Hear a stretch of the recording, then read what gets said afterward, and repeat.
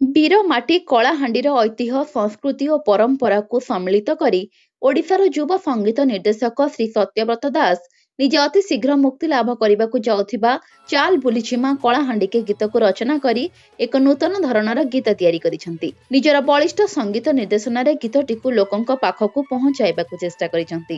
ଏହି ଗୀତର ପ୍ରଯୋଜନା ଭାର ବରିଷ୍ଠ ସମାଜସେବୀ ଶ୍ରୀଯୁକ୍ତ ସଜିଦାନନ୍ଦ ମହାକୁଡ଼ ନେଇଥିବା ବେଳେ କଣ୍ଠଦାନ ଯଜାତି କେଶରୀ ନାୟକ, ନିର୍ଦ୍ଦେଶନା ଏସ୍ ରାକେଶ ଦେଇଛନ୍ତି। କ୍ୟାମେରାମ୍ୟାନ ମଧୁସୂଦନ ପଣ୍ଡା ଏହାକୁ ଜୀବନ୍ତ କରିବାକୁ ଚେଷ୍ଟା କରିଛନ୍ତି। କଳାହାଣ୍ଡିର ପ୍ରତିଟି କୋଣ ଅନୁକୋଣ ଯଥା ଫୁଲି ଝରଣ, ରାବଣ ଦର, ସିନ୍ଦେର, ଡୋକରୀ ଚଞ୍ଚରା, ଅସୁରଗଡ଼, ବେଲଖଣ୍ଡି, ମାଣିକେଶ୍ୱରୀ ପୀଠ, ବୁଢ଼ାରଜା, ଭଣ୍ଡାର ଘରେନ, ଲଙ୍କେଶ୍ୱରୀ, ଖମ୍ବେଶ୍ୱରୀ, ତାଳଗୁଡ଼, ମା ଦୋକରୀ, ଇନ୍ଦ୍ରାବତୀ, ଆଦିବାସୀମାନଙ୍କ ଚଳଣି, କଳାହାଣ୍ଡିର ପ୍ରାଚୁର୍ଯ୍ୟ, ସବୁଜ ବନାନୀକୁ ନେଇ ଅବସ୍ଥାପିତ କରାଯାଇଛି।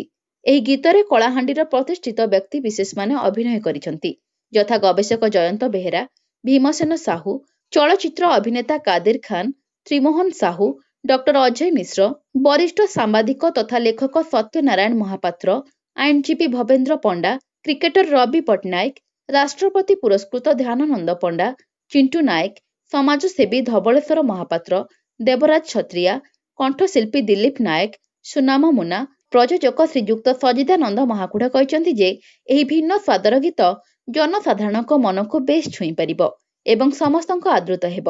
ଶେଷରେ ସେ ଯୁବ ଲେଖକ ଏବଂ ସଙ୍ଗୀତ ନିର୍ଦ୍ଦେଶକ ସତ୍ୟବ୍ରତ ଦାସଙ୍କୁ ଧନ୍ୟବାଦ ଅର୍ପଣ କରିଛନ୍ତି।